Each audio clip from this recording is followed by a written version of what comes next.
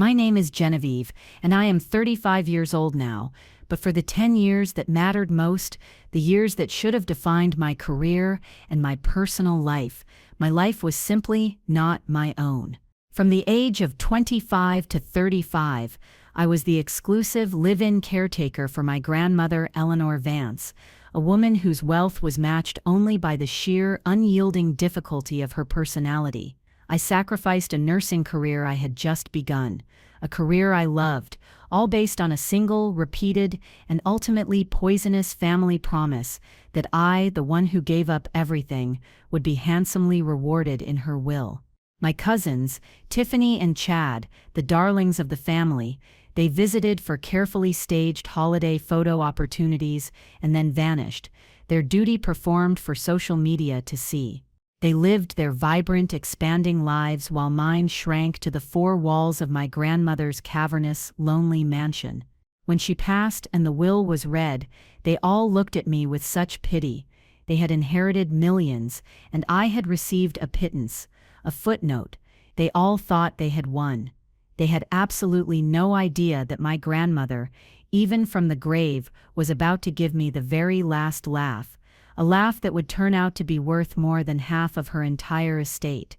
Before I dive into the decade of passive-aggressive holiday dinners, the soul-crushing exhaustion, and the will reading that felt like a public execution of my worth, I'd love it if you'd let me know where you're watching from in the comments below.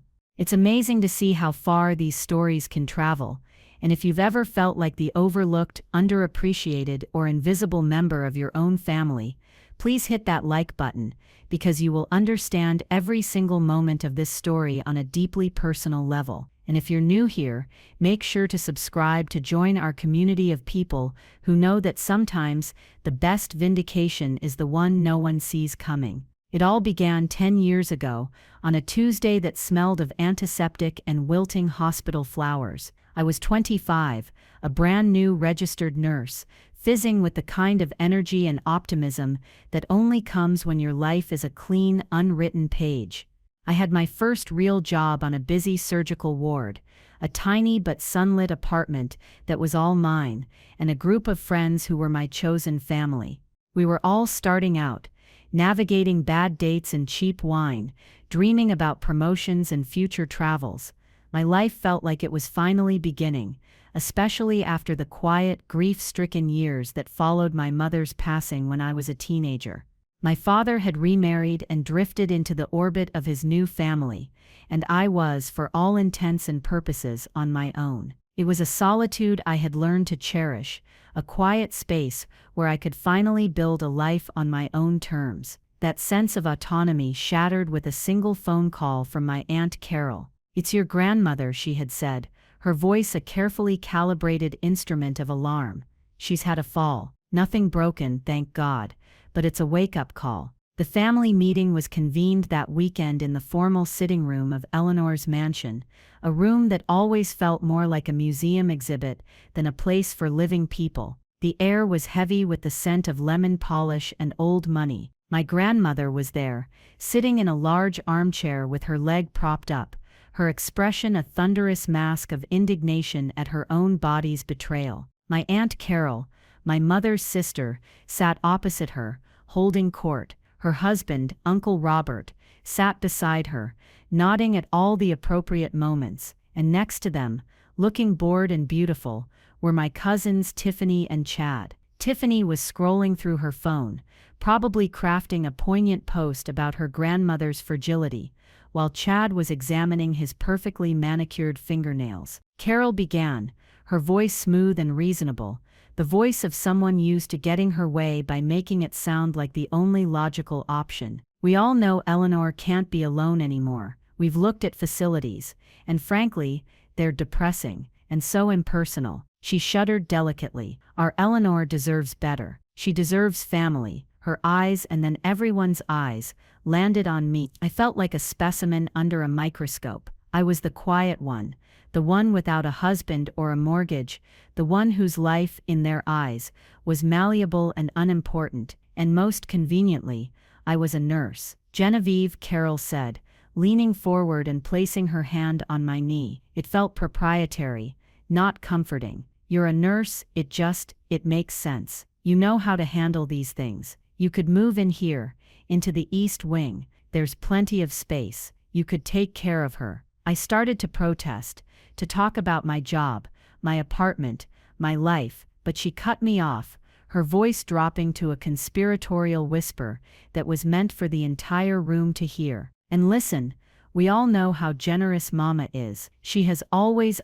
said that she will take care of those who take care of her. You wouldn't just be doing your duty, darling. You would be securing your future. We all know what's in the will. If you do this for her, for the family, you'll be handsomely rewarded. More than any of us, I'm sure. It's only fair. Uncle Robert nodded sagely. Chad looked up from his hands, a flicker of interest in his eyes at the mention of the will. Tiffany actually put her phone down. It was an unspoken contract, being laid out on the antique coffee table between us. I saw the relief on their faces, the collective, silent exhale that their lives would not be inconvenienced. Their weekends would remain their own, their careers uninterrupted. I was the perfect, cost-effective, guilt-assuaging solution. A part of me, the logical, self-preserving part, screamed at me to say no, to run from that room and never look back. But there was another part, a deeper, more wounded part that was starved for acceptance. Ever since my mother died, I had felt like a satellite to this family, orbiting their warmth but never truly feeling it.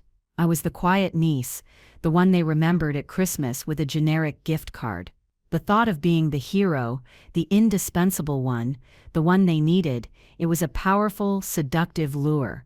I imagined their gratitude, their respect. I imagined finally earning a permanent, undeniable place at the center of the family. And so, ignoring the frantic alarm bells ringing in my soul, I heard myself say the word that would seal my fate for the next decade. "Okay," I said, my voice barely a whisper. "I'll do it." Carol beamed, her victory complete. "Wonderful. Oh, this is just the perfect solution." Moving into the mansion was like being swallowed whole. My small, sunny apartment was packed into boxes and stored in the attic. My vibrant life was replaced by the hushed, echoing silence of Eleanor's home.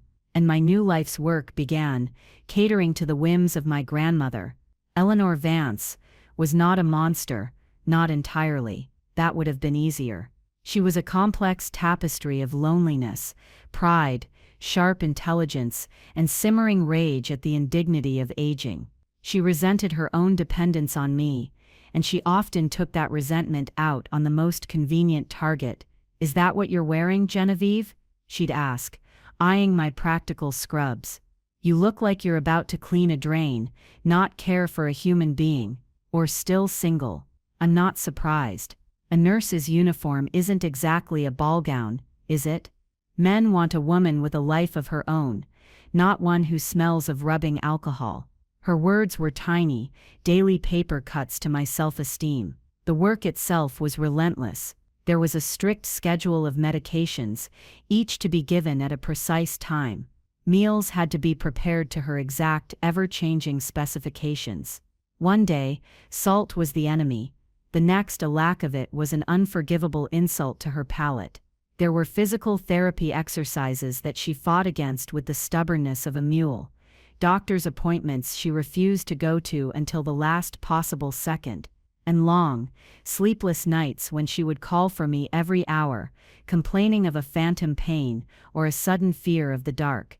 My world, once full of friends and possibilities, shrank to the gilded cage of that house. Friendships withered from a lack of nurturing. I missed birthday parties, bachelorette weekends, and eventually, the weddings themselves. Dates were impossible to schedule. "You're going out?" Eleanor would ask, her voice laced with accusation. What if I fall? The unspoken guilt was a chain around my ankle. I remember one incident, about a year into my servitude, that perfectly encapsulated my existence. I was serving her lunch in the dining room, a cream of asparagus soup she had specifically requested. My hand was unsteady from lack of sleep, and a single tiny green drop fell from the spoon and landed on the edge of the priceless Persian rug. Eleanor's eyes locked onto it like a hawk spotting its prey. Her face darkened. "Did you see what you just did?" she hissed. "I'm so sorry, Grandma.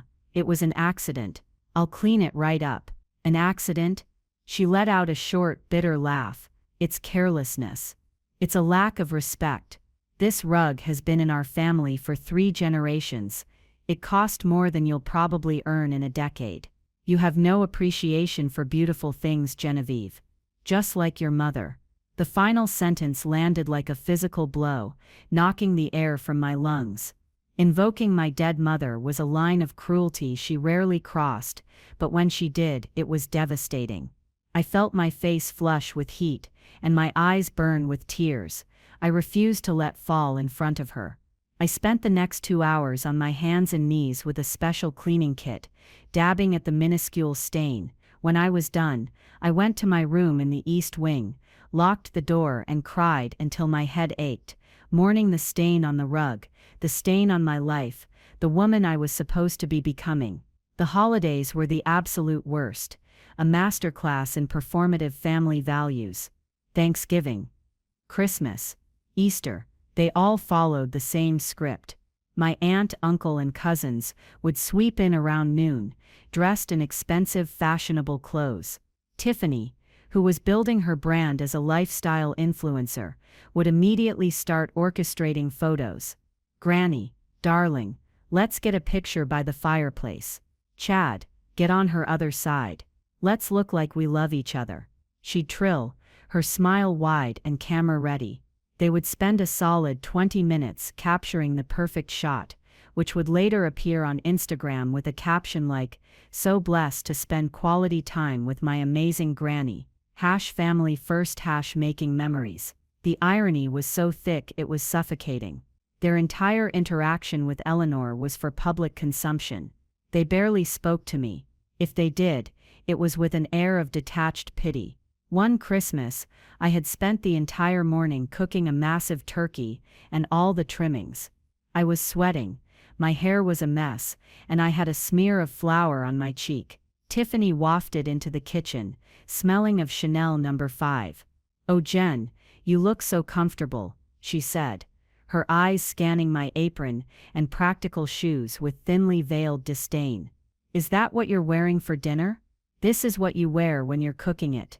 "Tiff," I replied, my voice tighter than I intended. She just gave a little laugh and took a bottle of sparkling water from the fridge. "Right, well, let me know when we can eat. We have to leave by 3 to make it to the Andersons' cocktail party." They would stay for precisely 2 hours, eat the meal I had prepared, and leave a trail of dirty plates and condescension in their wake. Their duty was done. I was left with the mountain of dishes and a grandmother who was agitated and lonely after the brief whirlwind of attention. There were moments, however, tiny, fleeting glimmers of connection that kept me tethered to my foolish hope. One rainy afternoon, Eleanor was feeling melancholic. She asked me to get out one of the old, leather-bound photo albums. We sat together on the sofa, the silence comfortable for once, as she turned the thick, black pages. She pointed to a faded picture of a handsome man with a kind smile. "My grandfather, who died before I was born. That was Arthur," she said, her voice soft with memory. "He was a good man, quiet, but steady. You couldn't rattle him." She looked from the photo to my face, her gaze unusually gentle. "He would have liked you, Genevieve. You're steady, like him. You don't rattle easily." That one small compliment, that one thread of connection to the grandfather I never knew, was like a sip of water in a desert. It was enough to make me believe that beneath the sharp, critical exterior, there was a woman who saw me, who valued me. It was enough to make me stay.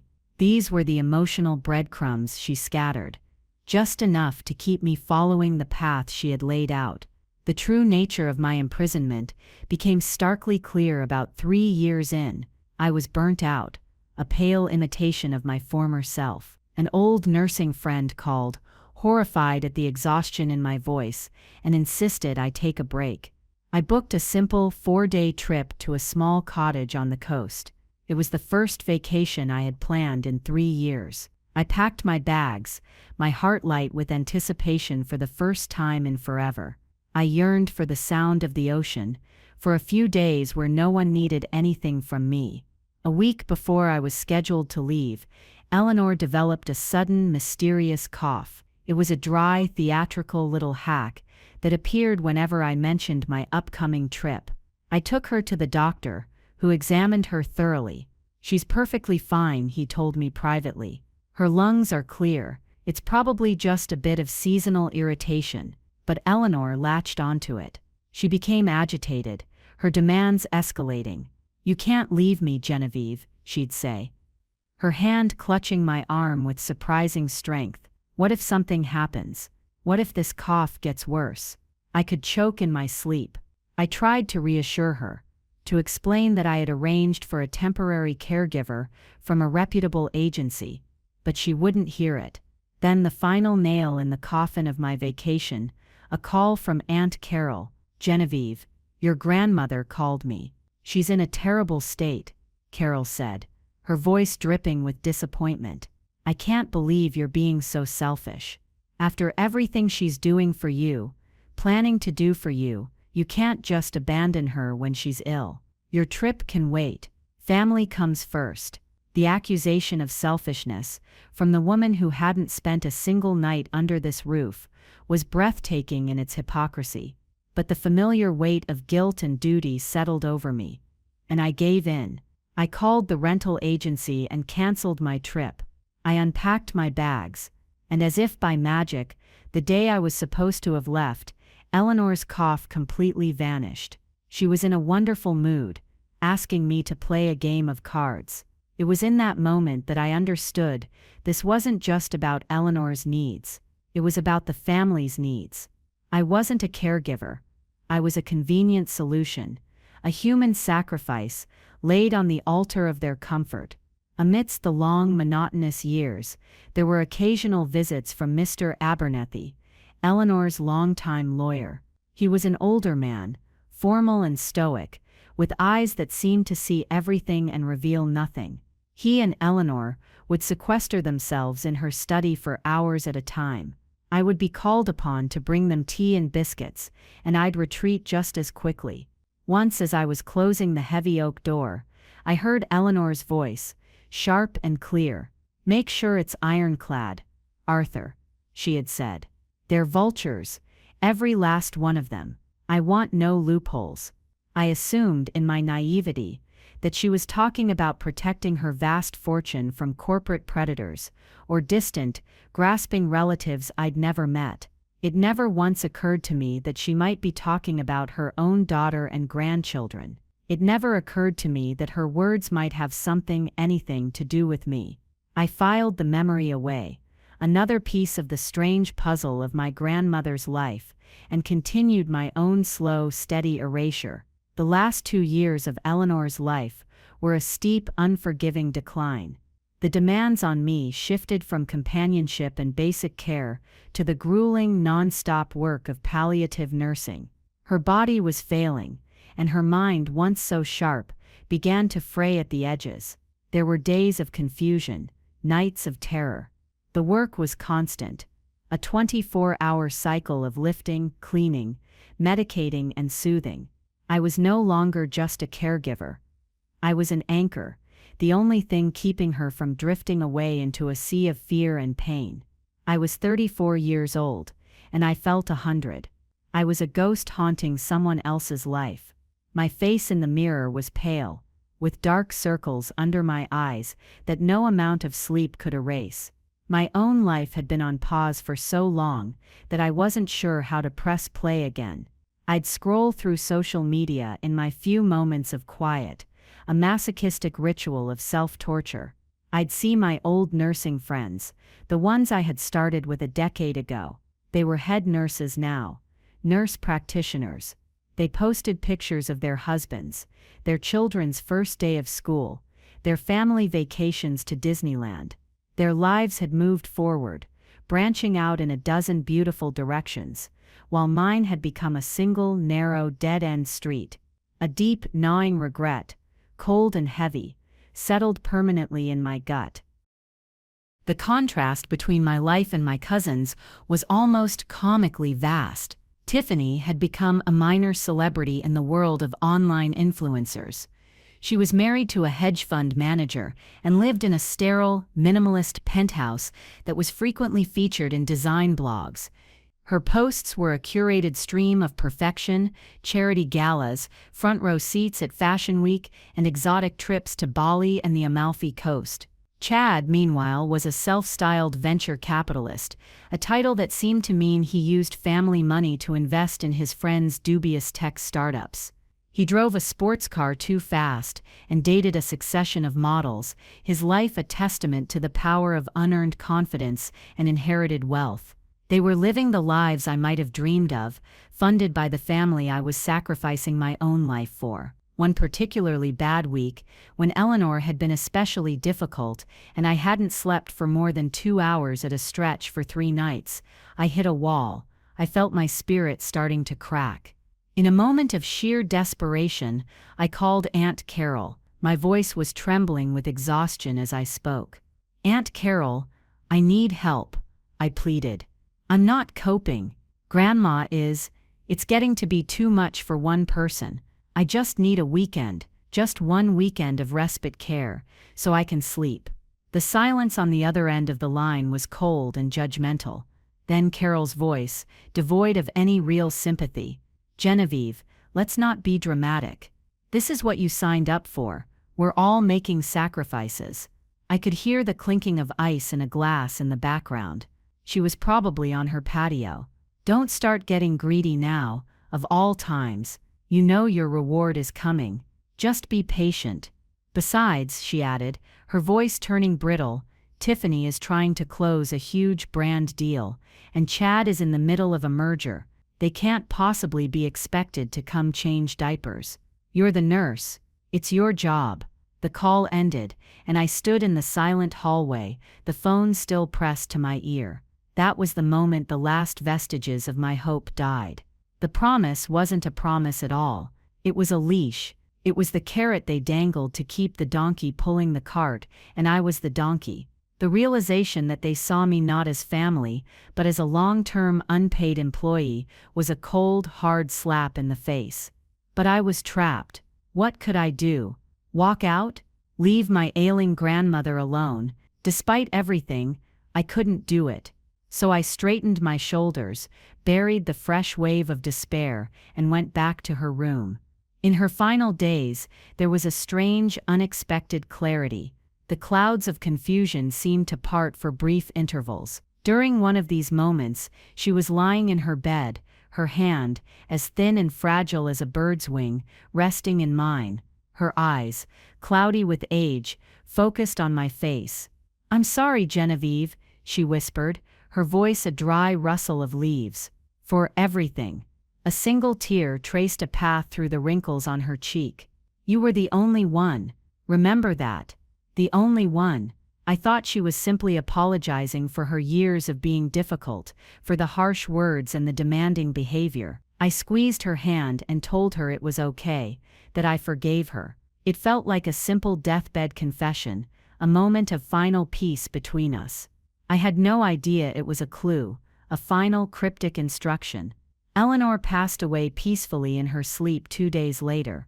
I was the one who found her.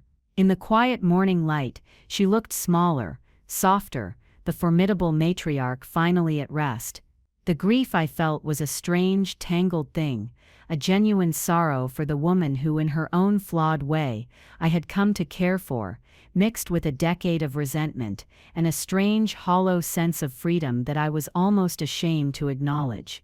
My sentence was over. The funeral was a grand, ostentatious affair, exactly as Eleanor would have wanted, and I suspected, precisely what Aunt Carol had planned. The church was filled with people I didn't know, business associates and old society friends. Tiffany and Chad, dressed in impeccable black, both delivered tearful eulogies about their beloved fun-loving granny. They shared saccharine anecdotes from their brief holiday visits, painting a picture of a relationship that bore no resemblance to reality. I sat in a pew near the back, a ghost at the feast, completely invisible. After the service, at the reception held back at the mansion, Aunt Carol found me by the catering table. She patted my arm, her touch light and dismissive. "You did a good job, dear," she said, her eyes already scanning the room for more important people to talk to. "It was a long haul, but it's over now. Now you can finally get on with your little life." Your little life. The condescension in those 3 words was breathtaking. As if my life was a trifle, a hobby I could now pick up again, after performing my serious important function for the family. I just nodded, unable to form a reply that wouldn't involve screaming. The week between the funeral and the will reading was a surreal limbo. I remained in my room at the mansion, beginning the slow process of packing up a decade of my life into cardboard boxes. The family, meanwhile, was buzzing with a barely contained giddy anticipation. They were already behaving as if the house and everything in it belonged to them. They walked through the rooms, pointing at art they planned to claim, discussing which real estate agent to hire to sell the property. They treated me with a sort of benign pity, like a servant who was about to be let go with a modest severance. Chad, feeling expansive and generous in his imminent wealth, cornered me in the hallway one afternoon. He clapped me on the shoulder with a bonhomie that felt entirely fake. "Hey Jen," he said, a wide, toothy grin on his face. "Listen, don't you worry about a thing. I'm sure Granny left you enough to get a nice little apartment somewhere. We'll even help you move your things out. No rush, take a week or 2. The assumption that I'd be scuttling off to some nice little apartment while they ascended to a new stratosphere of wealth was the final, grinding humiliation. I was the help. The chapter was over. They were just tidying up the loose ends. The day of the will reading arrived, gray and overcast, a perfect match for my mood. We all gathered in the formal, wood-paneled conference room of Abernathy, Cole and Finch. The air was thick with the smell of old leather and avarice. Aunt Carol and Uncle Robert sat on one side of the massive mahogany table, with Tiffany and Chad beside them. They were trying to look solemn and mournful, but their eyes were bright with excitement. I sat on the opposite side, alone. Mr. Abernathy, looking grim and ancient in his dark suit, cleared his throat and began to read from the document. The language was dense and full of legal jargon, but the intent soon became clear. He started with the smaller bequests, then moved to the main event. "To my beloved grandchildren Tiffany Dubois and Chad Vance," he read, his voice a monotone drone, "I bequeath, in equal shares, the entirety of my stock and bond portfolio, valued at approximately $8 million. A collective, sharp intake of breath from their side of the table. Tiffany's hand flew to her mouth, and she exchanged a wide-eyed, ecstatic look with Chad. "Furthermore," Mr. Abernathy continued, "to my granddaughter Tiffany, I leave my property in Palm Beach, Florida. To my grandson, Chad, I leave my collection of antique automobiles." The list went on. Trusts, art, jewelry. It was a king's ransom. They were multi-millionaires, many times over. Their faces were luminous with triumph. They had won the lottery they had been waiting their whole lives for. Finally, Mr. Abernathy peered over his glasses, his eyes finding mine for a brief, unreadable moment.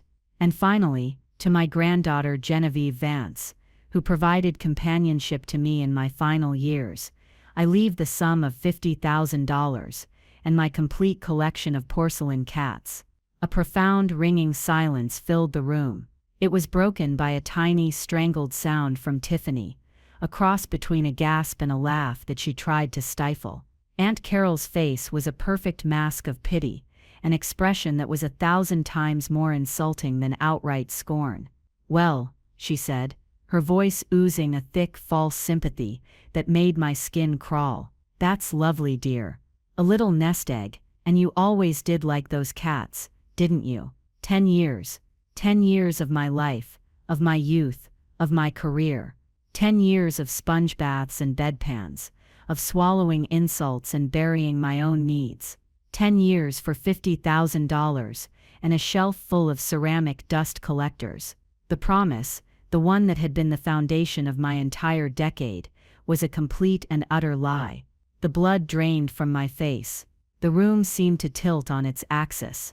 I could feel their eyes on me, pitying, triumphant, and above all dismissive. I was nothing.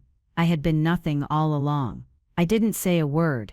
I couldn't. The words were trapped in my throat, choked by a wave of crushing, absolute humiliation. I slowly pushed my chair back, stood on legs that felt like they belonged to someone else, and walked out of the room, leaving the sound of their muted, victorious murmurs behind me. The days that followed the will reading were a gray, featureless fog of despair. I holed up in my room in the East Wing, the floral wallpaper seeming to mock me with its faded cheerfulness. I mechanically packed my few belongings into boxes, the sound of the tape gun echoing the hollowness inside me. The mansion, which had been my prison, now felt like a tomb haunted by the ghost of my own stupidity. How could I have been so naive? How could I have believed them?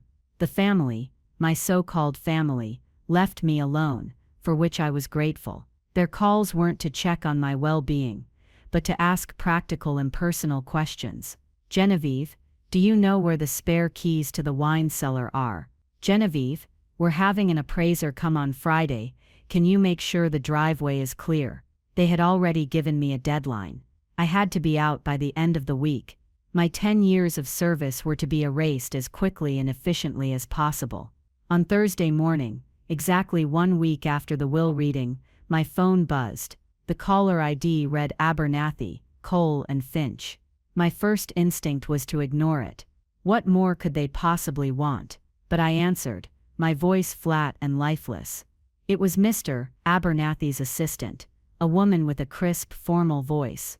Miss Vance, she said, Mr. Abernathy requests a private meeting with you at your earliest convenience. He has an opening tomorrow morning at 10 o'clock. Would that be suitable? I almost laughed. A private meeting. I assumed it was to sign the final paperwork for my pittance, to officially accept my consolation prize. A part of me wanted to refuse, to just tell them to mail the check and leave me alone, but another part, a tiny stubborn flicker of pride, made me agree. I would go, hold my head high, sign their papers, and walk away forever. The next morning, I walked back into that law office. The receptionist led me not to the grand conference room of my humiliation, but to Mr. Abernathy's personal office. It was a warm, book-lined room, smelling of old paper and pipe tobacco. He was standing by the window, looking out at the city. He turned as I entered, and the expression on his face was one I had never seen before. It wasn't pity, it was a gentle, almost paternal kindness. Genevieve, he said, his voice softer than I'd ever heard it. Thank you for coming. Please, sit down.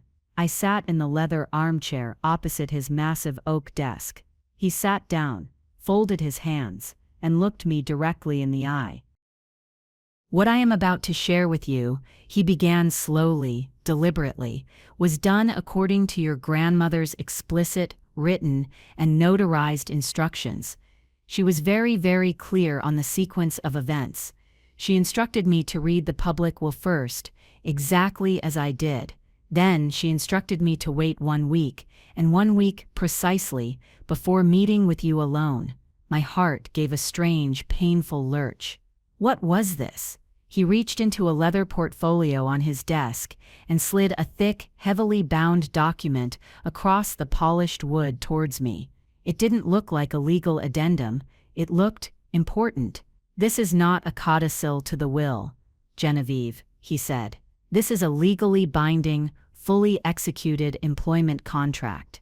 It was drafted and signed by your grandmother and myself 8 years ago, and it was backdated to the very first day you moved into her home. My hands were trembling so badly I could barely pick it up. I opened the cover. The paper was thick and creamy. The text was dense, printed in an unforgivingly official font. It was titled, Professional Services and Estate Management Agreement. I scanned the first page, my eyes struggling to focus. It outlined my duties in meticulous, astonishing detail. Live in skilled nursing care, medication administration and management, physical therapy assistance, dietary planning and meal preparation, 24-hour on-call availability, companionship services, incidental household and estate management. It was my entire life for the past decade, codified in cold, hard, legal terms. If you'll turn to page 4, section C, Mr. Abernathy prompted gently. Compensation. I fumbled with the pages. There it was. My breath caught in my throat. Your grandmother was a very thorough woman, he continued. She and I spent a month researching the top private nursing and home care agencies in the country. She insisted on a premium rate, commensurate with the level of skill and personal sacrifice required. He leaned forward. The agreed-upon rate was $300 per day for standard care. This rate was subject to a 1.5 times multiplier for weekend hours and a 2 times multiplier for all federal and statutory holidays. Furthermore, the total accrued balance was to be compounded annually at an interest rate of 5%. My mind was a complete blank. The numbers were meaningless, a jumble of figures I couldn't possibly compute. I was staring at the page, but I couldn't see it. It was too much. As if sensing my confusion, Mr. Abernathy slid a second, single sheet of paper across the desk. It was an invoice, an itemized, brutally detailed invoice, prepared by his firm's accounting department. It listed the days, the weeks, the months, the years. 3,652 days. It showed the base pay. It showed the base pay. It showed the calculations for 520 weekends and 100 public holidays. It showed the column of relentlessly accumulating interest. He took a pen and tapped the final figure at the bottom of the page. The grand total. The total back pay owed to you as a creditor of the estate, Genevieve, he said, his voice clear and steady, is $4,723,612.50. I couldn't breathe. The room went silent, the only sound the frantic, roaring pulse in my ears. $4 million. It was an impossible, fantastical number. It didn't feel real. It was more than what Tiffany and Chad had been set to receive combined before the other assets. I finally found my voice, a choked, disbelieving whisper. Why? Why would she do it this way? The humiliation, the will reading, a small, wry smile, touched Mr. Abernathy's lips for the first time. Because your grandmother was a shrewd, calculating, and if you'll forgive me, wonderfully theatrical woman. She knew her family. She knew that if she had simply named you as the primary beneficiary in her will, they would have torn you to shreds. They would have contested it, claimed undue influence, painted you as a manipulative gold digger who took advantage of a frail old woman. They would have dragged your name, your mother's name, and your reputation through the mud for years, tying you up in court until you were broke and exhausted and willing to settle for a fraction of what she wanted you to have. He tapped the thick contract with his finger. But this changes everything. A contract for services rendered is not a gift. It is not an inheritance. It is a debt, a primary liability of the estate. And as her final brilliant move, he said, turning to the last page of the contract, she included this clause right here. He read it aloud. It is understood and agreed that this contractual debt shall take precedence over any and all bequests made in my last will and testament. All funds owed under this agreement must be paid in full from the liquid assets of the estate before any testamentary distributions are made to any beneficiaries. The full staggering weight of it finally hit me. The public humiliation at the will reading wasn't a punishment for me. It was a trap for them. She had let them have their moment of gloating triumph. She let them show their true greedy colors to the world and to me. She had given them the rope and watched as they fashioned their own nooses. She called it the Great Unveiling. Those were her exact words. The despair that had been my constant companion for the last week, the 10 years of resentment, the shame, it all evaporated in a sudden blinding flash of light.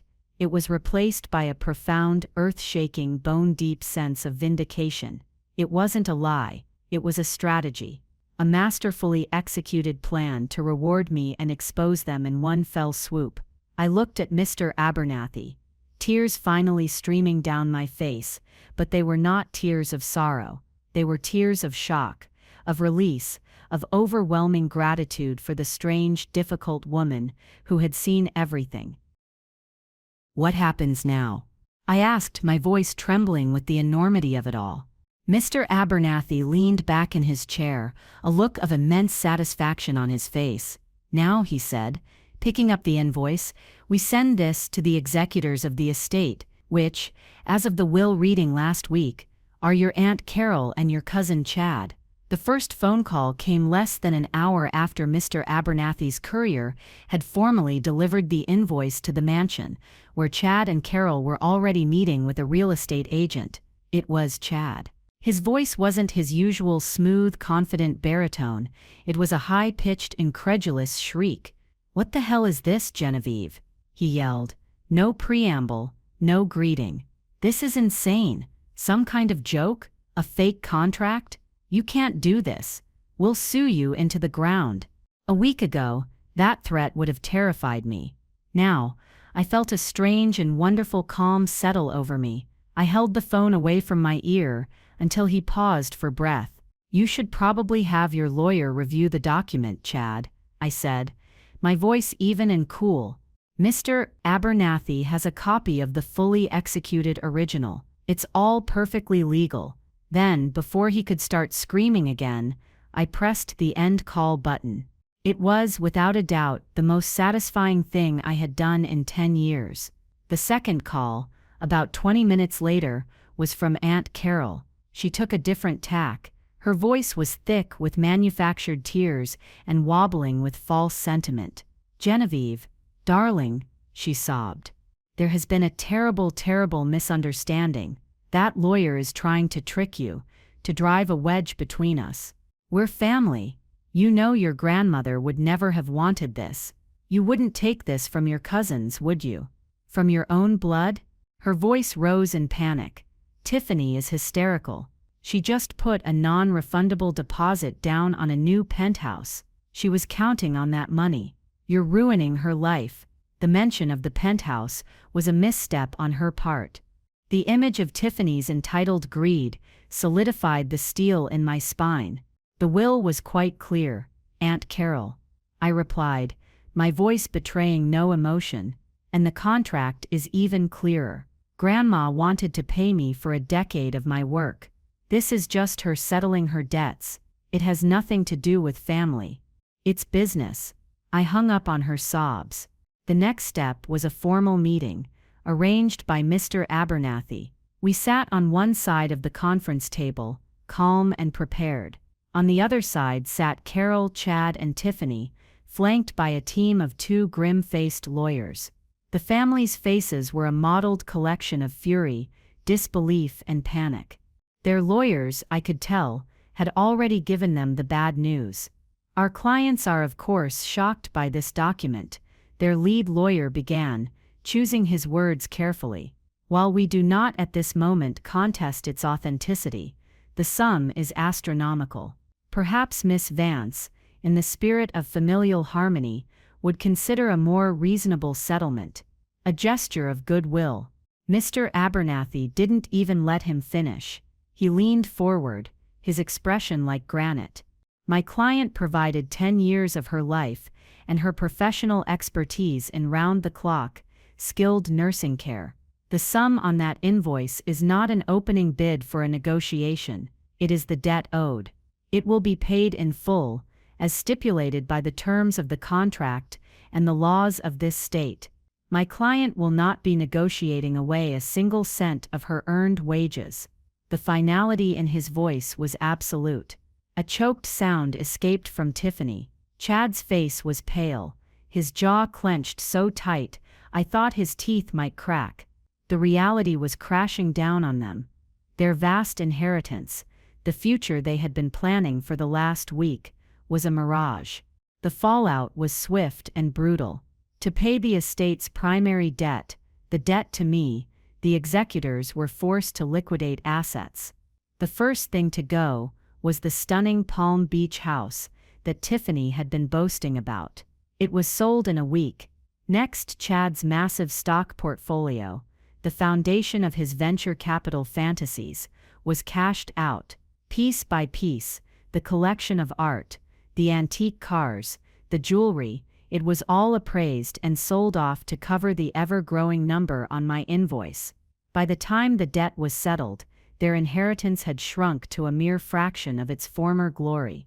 They were still wealthy by any normal standard, but their dreams of joining the ultra-rich had been annihilated. They were left with the mansion, which they now had to sell simply to pay the capital gains taxes, and a bitter, indigestible pile of ashes in their mouths.